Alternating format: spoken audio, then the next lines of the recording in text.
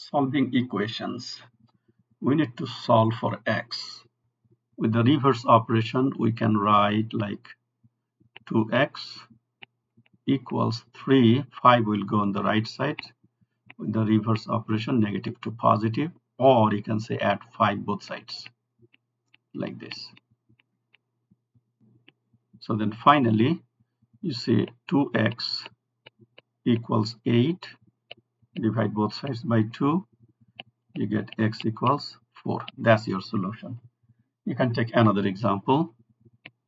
Say you have 2x minus 6 over 7 equals 3 plus x over 4. Now we know with the cross multiplication I can say 4 times 2x minus 6 equals 7 times 3 plus x. So that gives you finally 8x minus 24 equals 21 plus 7x. Now apply the reverse operation. So we have 8x minus 7x equals 21 plus 24. So 8x minus 7x is just x. The right side, if you add, you get 45. So your solution is x equals 45. So next we are going to solve system of equations. Now I have two equations. The first one is y equals 3x minus 1, and the second one is 2x plus 2. So with the equality property, we can say that 3x minus 1 equals 2x plus 2. Now this question is similar to the previous two questions we have solved. Now apply the reverse operation. You get 3x minus 2x equals 2 plus 1. So that gives you x equals 3. Now once you get x equals 3, you can put it back either in equation 1 or 2. So you have two equations as you see here.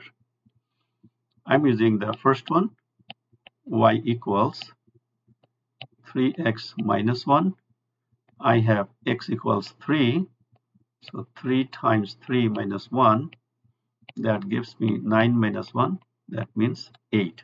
So I got my solution set. I can write x equals 3 and y equals 8. So this is my solution set. And this, of course, will verify the first one at the same time, second one. You can verify. Write y equals 8 in the first equation. And then you write 3 times x is 3 minus 1. So that one verifies. Perfect. Second one, we have y equals 2x plus 2. So y is 8. Then have 2 times 3 plus 2. That also verifies. So that means my solution is correct.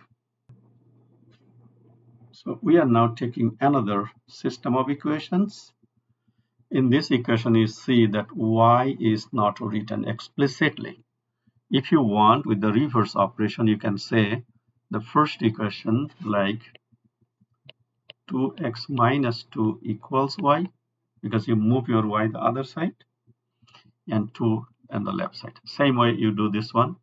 So you get 6x minus will be plus now, negative 2 becomes positive 2 equals y.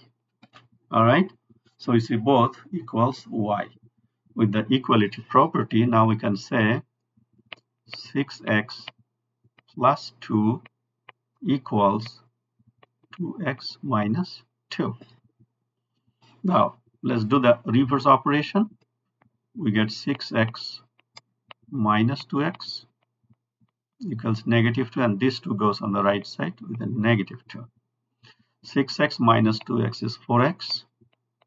The other side is negative 4. Then dividing by 4, you can see x is negative 1. All right, so we got x is negative 1. Now I can plug it either in the first form or in the second form. So what is my y now? If I put it in the first, so 2 times x is -1, this. So that gives me -4. So my solution is x equals -1 right here, and then y is -4. So this is my solution set. If you want, you can verify. Replace in the first equation, replace x by -1 and y by -4. You will see that your answer is 2. In the second equation, if you replace x by -1 and y by -4, so you can see it is -2. So verification gives me the solution is perfectly okay. Thanks. But I'll show you different way also. So for the solution we have used, that method is known as substitution. But now we can go with the elimination. You can just look at the problem. You have -y. So if we change the sign, that means we add, so then, or subtract.